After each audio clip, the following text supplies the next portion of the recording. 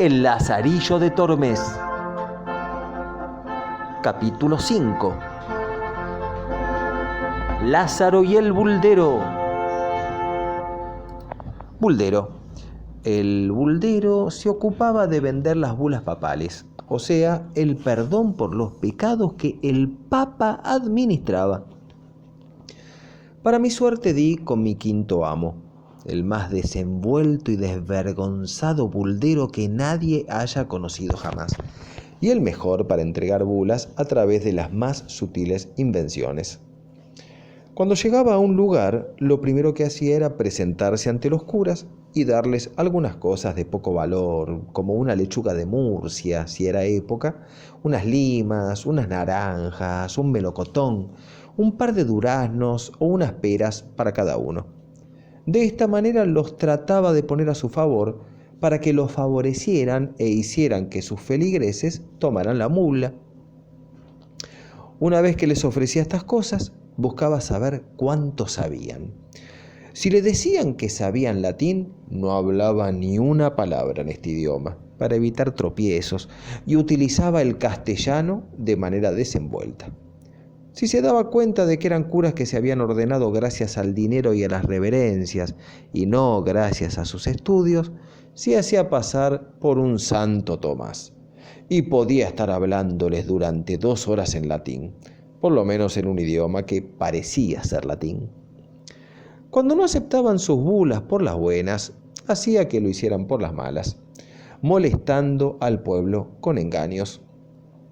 De todas las que hacía, voy a contarles una que prueba su capacidad y me evita contarles todas las que hacía, que eran muchas cosas. En un lugar de la Sagra de Toledo había predicado durante 2 o 3 días, haciendo las diligencias de siempre, pero nadie le había tomado la bula, ni parecían querer hacerlo. Pensando qué hacer, determinó invitar al pueblo al otro día a despedir a la bula.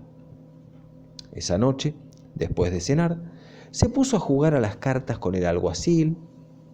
De pronto empezaron a pelearse y a decirse malas palabras. Él llamó al alguacil ladrón y el otro a él estafador. Las cosas fueron de mal en peor. Mi patrón agarró un lanzón que había en el portal y el alguacil tomó la espada que tenía en su cintura. Como todos empezamos a gritar, acudieron enseguida los huéspedes y los vecinos y los separaron. Tan enojados estaban que trataban de zafarse de los demás para matarse, pero era tanta la gente que había y tan llena estaba la casa que al no poder pelear con las armas se insultaban con las palabras. Entre las cosas que se dijeron, se escuchó al alguacil decir que mi patrón era un impostor y que las bulas eran falsas. Finalmente, los vecinos, viendo que no se los podía tranquilizar, decidieron llevarse al alguacil a otro lado, quedando en la posada mi patrón muy enojado.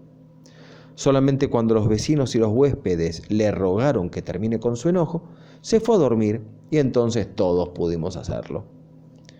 Cuando llegó la mañana, mi amo se fue a la iglesia y mandó tañer las campanas para oficiar la misa y despedir las bulas. El pueblo se hizo presente. Se escuchaban los comentarios sobre las bulas y su falsedad, y sobre cómo el alguacil había descubierto y denunciado el hecho. Si ya tenían pocas ganas de comprar las bulas, con estos dichos directamente aborrecían al buldero. Mi amo subió al púlpito y empezó a dar su sermón, animando a la gente a que no se quedasen sin el bien y la indulgencia que esa bula traía. En el mejor momento del sermón entró el alguacil, hizo una oración, se levantó y con voz pausada y alta comenzó a decir con mucha cordura: «Buenos hombres, escúchenme unos minutos y después oigan a quien quieran. Yo llegué con este embustero que ahora está predicándoles y quiero que sepan que me engañó y me ofreció la mitad de sus ganancias si yo lo favorecía en este negocio. Ahora que estoy arrepentido, viendo que no le haría bien a mi conciencia ni a sus intereses, vengo a decirles claramente que esas bulas son falsas y que no deben creerle una sola palabra de lo que diga ni tomar ninguna bula que les ofrezca».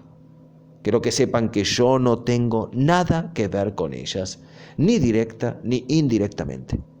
Si algún día éste fuese castigado por su falsedad, ustedes son testigos que yo no estoy con él ni lo ayudo en nada. Es más, vengo a desengañarlos y a declarar la maldad de este hombre. Cuando terminó de hablar, algunos hombres quisieron echar al alguacil afuera de la iglesia, pero mi patrón los detuvo y les ordenó que no le hicieran nada, amenazándolos con la excomunión y que lo dejaran hablar. Dando el ejemplo, se calló para que el alguacil siguiera diciendo todo lo que quisiera. Cuando se calló, mi amo le preguntó si tenía algo más que decir. Mucho más se podría decir de vos y de todo lo falso que sos, pero por ahora está bien. Mi patrón se arrodilló en el púlpito, unió sus manos para rezar y mirando hacia el cielo dijo: Señor Dios, al que nada se le puede esconder y para quien nada es imposible sino posible, tú sabes cuál es la verdad y cuán injustamente soy afrentado. Por mi parte, yo lo perdono, Señor, para que tú me perdones. Te imploro que no mires a aquel que no sabe ni lo que dice ni lo que hace, pero por favor te suplico que no disimules la injuria que contra ti se ha hecho. Porque podría ser que alguien que haya venido a tomar la bula ya no lo haga, creyendo en las falsas palabras de ese hombre, y esto sería de mucho perjuicio para el prójimo, Señor. Por lo que te suplico, no lo disimules. Y muestra aquí un milagro de la siguiente manera. Si es verdad lo que dice ese hombre y yo traigo maldad y falsedad, que se hunda este púlpito conmigo adentro y se meta en las profundidades de la tierra para ya nunca más volver. Y si es verdad lo que yo digo y aquel hombre está posesionado por el demonio y desea hacernos mucho daño privándonos del bien, que también sea castigado y conocida su maldad por todos. Ni bien terminó de hablar mi muy devoto señor, el negro alguacil cayó redondo, dándose un golpe tan fuerte contra el piso que resonó por toda la iglesia. Después empezó a bramar y a escupir y a hacer gestos torciendo la cara mientras se tiraba por el piso de un lado para el otro. Había tanto lío que no se entendía nada de lo que gritaba la gente.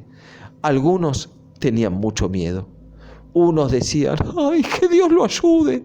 Otros: lo tiene bien merecido por levantar el falso testimonio. Finalmente, algunos que estaban ahí, y no sin mucho temor, se acercaron y lo sujetaron por los brazos, con los que todo el tiempo trataba de darles trompadas a los que se le acercaban. Otros lo agarraron por las piernas con mucha fuerza, porque parecía una falsa mula por todas las patadas que tiraba. Así lo tuvieron un buen rato entre más de 15 hombres, y a todos les pegaba.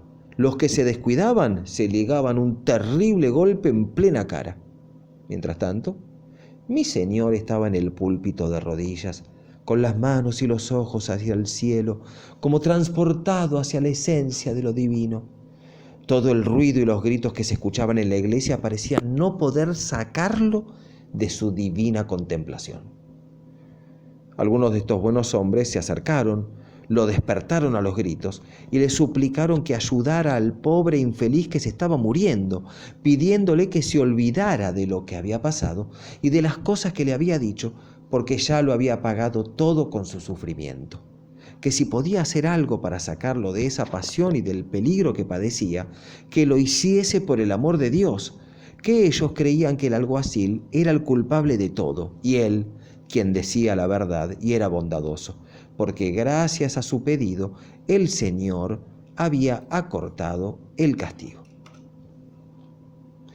Mi patrón, como despertando de un dulce sueño, los miró y miró al delincuente y a todos los que estaban presentes, y les dijo con mucha calma: buenos hombres, ustedes no deberían haber rogado nunca por un hombre tan señalado por Dios, pero como Él nos ordena que no respondamos al mal con mal y perdonemos las injurias, podemos suplicarle con confianza que perdone al que lo ofendió, poniendo obstáculos en su santa fe. Vamos a suplicarle. Bajó entonces del púlpito y les pidió a todos que le rogaran a nuestro Señor que perdonara al pecador y le devuelva su salud y su sano juicio, que le saque el demonio que había entrado en él por su gran culpa. Todos se arrodillaron y empezaron a cantar en voz baja una letanía delante del altar, con los curas, mientras mi amo venía con la cruz y con agua bendita. Después de cantar sobre él, levantó las manos hacia el cielo y cerró los ojos casi completamente, dejando que se vea solo una parte blanca, y empezó una oración muy devota y extensa con la que toda la gente se puso a llorar, suplicándole a nuestro Señor que le diera vida y arrepentimiento a aquel que se había dejado llevar por el demonio y que lo perdonase y le diese también salud para que confiese sus pecados. Mandó traer la bula y se la puso en la cabeza. Y entonces el pecador del alguacil empezó poco a poco a estar mejor y a volver en sí. Una vez repuesto, se echó a los pies de mi amo y le pidió perdón. Y confesó que todo lo que había dicho se lo había ordenado el diablo.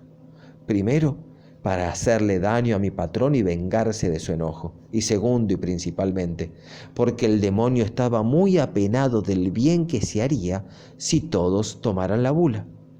Mi señor lo perdonó y volvieron a hacerse amigos. Y todos los que ahí estaban, maridos, mujeres, hijos, hijas y jóvenes, quisieron tomar la bula enseguida. La noticia se propagó por los lugares vecinos y cuando llegábamos no era necesario ni hacer sermones ni ir a la iglesia, porque la gente iba hasta la posada a tomar las bulas como si estuviésemos regalando peras. Así nos pasó en 10 o 12 lugares de los alrededores, en donde mi patrón vendió miles de bulas sin predicar.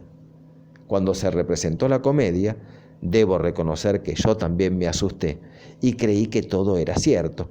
Pero cuando vi cómo se burlaban y reían mi patrón y el alguacil de lo que habían hecho, me di cuenta de que todo había sido una farsa creada por mi amo. Nos ocurrió en otro lugar, que no voy a nombrar por una cuestión de honra, lo siguiente. Mi amo predicó 2 o 3 sermones y parecía que nadie quería tomar la bula. Mi astuto patrón, viendo lo que pasaba y notando que estaban tan rebeldes en tomarla, hizo tocar las campanas para despedirse, y cuando terminó su sermón y se despidió desde el púlpito, nos llamó a mí y al escribano para que nos arrimásemos al primer escalón. Tomó entonces todas las bulas que el alguacil tenía y las que yo llevaba en las alforjas, las colocó entre sus pies y con la más alegre de sus caras empezó a arrojarlas de 10 en 10 y de 20 en 20 hacia todas partes mientras decía: hermanos, tomen estas gracias que Dios les envía a sus casas y no sufran, ya que la obra de los cristianos en tierras de moros es sagrada. Para que no renieguen de nuestra santa fe y caigan en el infierno, ayúdenlos con una limosna y rezando 5 Padre Nuestros y 5 Ave Marías para que no sigan prisioneros. Y recuerden que estas bulas sirven también para los padres y los hermanos y cualquier pariente que tengan en el purgatorio. Cuando el pueblo vio que las arrojaba así, supuestamente gratis y enviadas por Dios, las tomaron hasta para los bebés y para todos los difuntos, desde los hijos hasta el último sirviente que tuvieran. Tanta prisa tenían en recibir las bulas que terminaron rompiéndome una camisa vieja. En 1 hora no había más bulas en la alforja y tuve que ir a buscar más a la posada.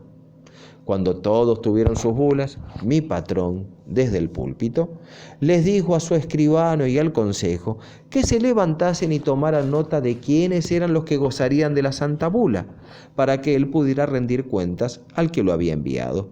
Así, todos fueron diciendo cuántas habían tomado. Cuando terminó de hacerse este inventario, les pidió a los alcaldes que se lo enviasen, ya que él tenía que irse a otro pueblo, por lo que llegó a calcular serían más de 2000. Hecho esto, se despidió con paz y amor, y cuando nos estábamos yendo, le preguntaron si las bulas valían también para los bebés que estaban dentro de las panzas de las madres. Mi amo les respondió que, según lo que él había estudiado, no correspondía, pero que lo consultaran con doctores más ancianos que él. Mi patrón, Muy contento por el negocio y a modo de despedida, les dijo al alguacil y al escribano: ¿qué les parece, Estos villanos pensaban salvarse por ser cristianos viejos nada más, sin hacer caridad ni poner nada de lo que tienen. Ni se imaginan que a costa de ellos vamos a sacar más de 10 cautivos. Y así nos fuimos hacia La Mancha, donde nos encontramos con otros más reacios todavía a tomar las bulas. En 2 celebraciones en las que estuvimos, no llegamos ni a 30. Viendo mi patrón que las cosas iban mal, tuvo otra idea para vender sus bulas. Después de decir el sermón, volvió al altar, tomó una cruz de unos 10 centímetros y la colocó detrás del misal para que no se viera, y sobre un brasero que habían traído para calentarse las manos, ya que hacía mucho frío. Cuando terminó la misa y dio la bendición, tomó la cruz con un pañuelo y se la envolvió en la mano derecha, mientras llevaba las bulas en la izquierda. Así, bajó hasta el último escalón del altar y fingió besarla. Después hizo la señal para que todos viniesen a adorarla, y de a uno, desde los alcaldes hasta los más ancianos del lugar, fueron acercándose. El primero que llegó fue un alcalde muy viejo, que aunque besó muy delicadamente la cruz, se quemó los labios, alejándose enseguida. Cuando mi amo lo vio, gritó: «¡Señor alcalde, esto es un milagro!». Así ocurrió con 7 u 8 más, y a todos les gritaba: «¡Señores, qué milagro!». Cuando vio que estos rostriquemados eran suficientes como testigos del milagro, no la dio más a besar. Se subió al pie del altar y empezó a decir cosas hermosas, pero fundamentalmente que por la falta de caridad que tenían, Dios había hecho este milagro. Entonces indicó que debían llevar la cruz a la Santa Iglesia Mayor de su obispado, porque Dios había hecho arder una cruz por la poca caridad que había en ese pueblo. Fue tanto el apuro de la gente por tomar la bula, que ni los 2 escribanos, ni los clérigos, ni los sacristanes alcanzaban para inscribir a todos. Se decía que ese día se tomaron más de 3.000 bulas, y debe ser cierto. Antes de partir, con gran reverencia, volvió a tomar la Santa Cruz diciendo que era necesario engastarla en oro, pero el consejo y los curas le rogaron tanto que la dejara, que accedió al pedido. En retribución le dieron una cruz vieja de plata, muy antigua, que pesaba casi 1 kilo. Nos fuimos muy contentos por el trueque y por haber hecho buenos negocios. El único que sabía lo que había pasado era yo, y había sido de casualidad. Cuando me subí al altar para ver si había quedado algo para tomar de las copas, como tenía la costumbre de hacer, mi patrón estaba mirándome. Se puso un dedo sobre la boca, en señal de que no dijera nada, y siguió con su farsa. Yo le hice caso, pero después, cuando vi el milagro, me moría de ganas de decírselo a alguien. Solamente el temor que vi que sentía mi patrón evitó que nunca se lo cuente a nadie. Me hizo jurarle que nunca se lo diría a nadie, y cumplí siempre con mi palabra. Hasta ahora. Aunque yo todavía era muy joven, todas estas cosas me parecían muy graciosas. Pensaba: ¿cuántas más deben hacer estos ladrones a la gente inocente que uno no sabe? Estuve con mi 5º patrón unos 4 meses aproximadamente, y pasé con él también muchas fatigas, aunque me daba bien de comer, a costa de los curas y otros sacerdotes que conocía predicando.